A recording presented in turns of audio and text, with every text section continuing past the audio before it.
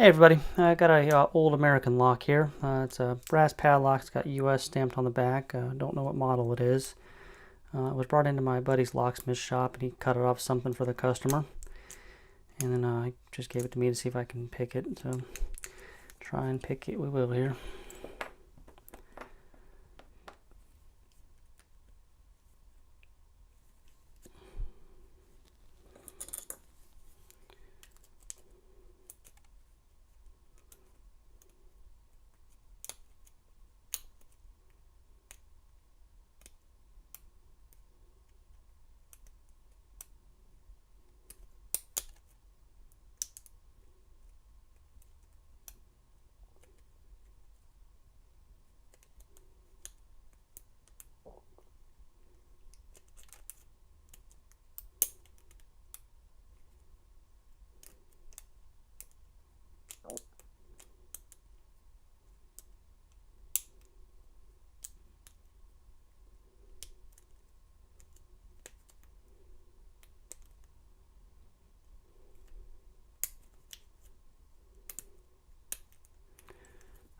Alright, either a false set or we're open here.